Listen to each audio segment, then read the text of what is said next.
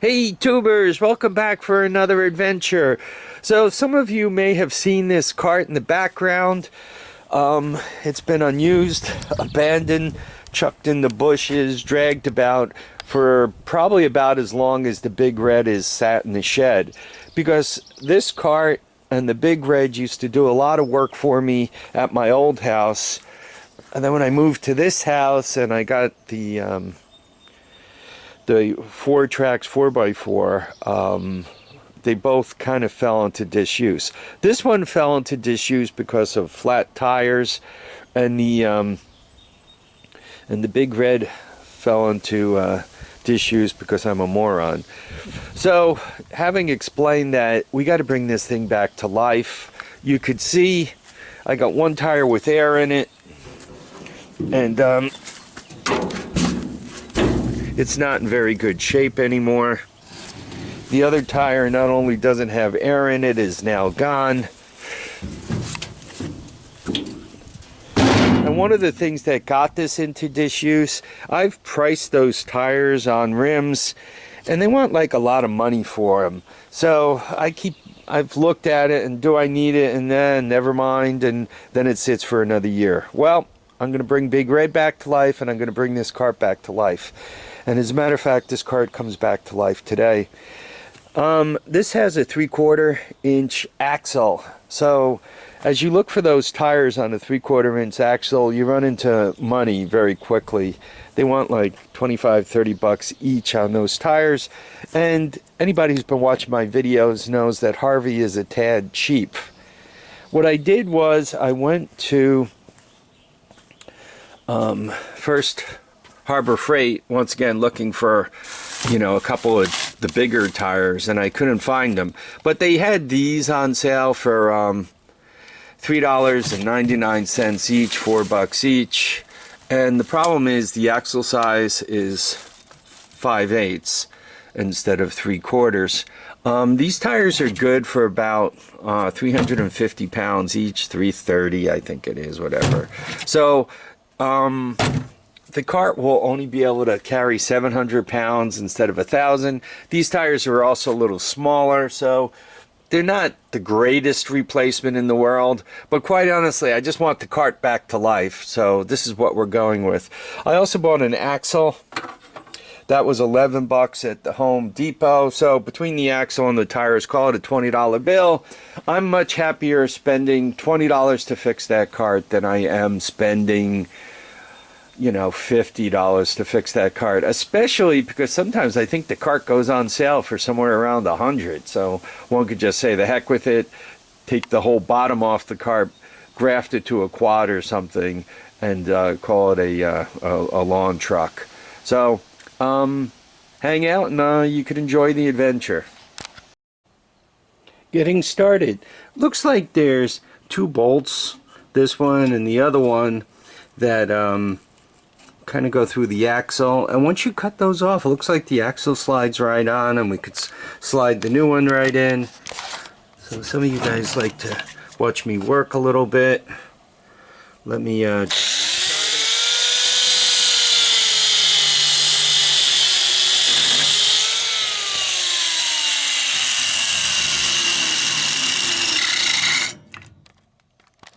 okay, tubers, remember, safety third. Anyway, once you grind the heads off, get your handy dandy 8-penny center punch, give it a couple of whacks, push those right through. Obviously I could have put a wrench on them and tried to reach them that way, but I think it was just easier to grind them off. Obviously I'm not recycling the hardware. It was not coming out easy, so I made the executive decision to cut the axle. And quite honestly, it made sense that it didn't come out easy. You got to figure out, over the years of overloading it and so forth, the axle was probably bent a little bit besides being rusty. So I'm trying to get it out of here and here, here, and the far end all at the same time. Chances are that axle was never going to slide. Once again, I cut it right in the center, and that gives me only 2 points to slide through instead of 4. With the bending and all, it was never coming apart. The old axle is out, and it's time to get the new one in. Before I put it anywhere near installed, I'm going to drill it first. I've found that if you put tape around the axle, clamp it in the vise, and then drill it, it's a lot easier. I buy these 1/8 inch drill bits from Harbor Freight by the batch. Obviously, there you go. Drill press works a lot better, but in my case, I did a time analysis, and it's going to take me 20 minutes to unpack my drill press. So I'm going to give it a quick drill by hand here. Right, round and round the drill goes. Where it stops, nobody knows. I got to put some oil on there. Okay, about cutting the axle to length. You don't want to have to do this twice because it's a lot of work to cut this. This is some pretty tough cold rolled steel. The other thing is, if you cut it too short, then the games begin. Whether you drill a hole in here and have to put a washer right out on the end because you're cut too short, or whatever other games you got to play.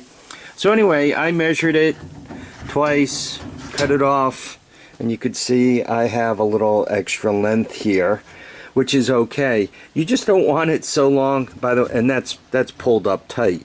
Remember, you just don't want it so long that as you go by it, it like tears your legs up, or it catches on things and so forth. So there we are. Okay, tubers, after breaking the county, state, United States, and world record for Harbor Freight drill bits while trying to drill cold rolled steel, this is just a couple of them. Some of them really broke in dramatic fashion, pieces flying all over. I decided to try the jobber drill bits that I bought. These are 1/8 inch. I normally buy batches of these 1/8 inch bits, and I like to drill 1/8 inch and 1/4 inch holes because those are the ones that it's easy to get bits for. But the jobber version, the $2.99 on sale version of the Harbor Freight nitride coated bits are really not very good. I think the ones in the kit are a little better, though now that they heard me say that, they'll probably drop the quality on those too. Anyway, I'm going to give these jobber bits a try. Hopefully they're better.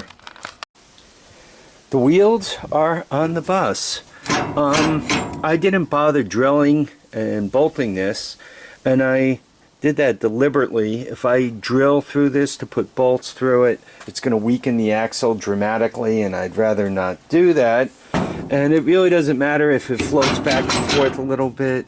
The tongue's in a groove here, so it's not going anywhere. I put the correct washers on here, and you want to use the correct washers. If the washers are too big, they don't press against the outside of the bearing, and obviously if they're too small, they won't go on. There's a little extra space. I threw some oil on there, and once again they go round and round. So another project done. It obviously rolls real easy. It's real close to the ground, so it's going to be easy to load.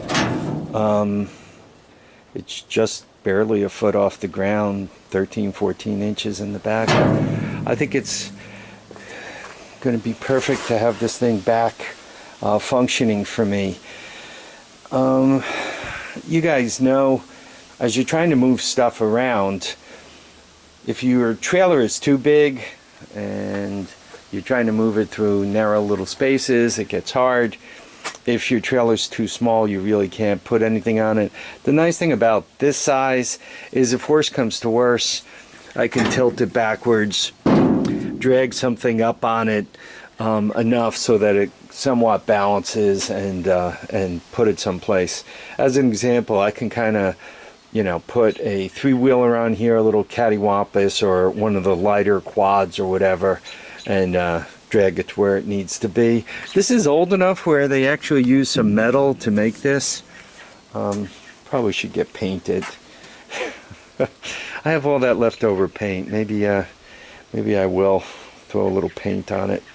Anyway, I want to thank everybody for dropping by to do this little project with me. Hopefully you guys found it amusing.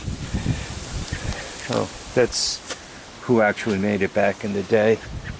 Anyway, feet down, heads up, and make sure you get out and enjoy each and every day. Bye now.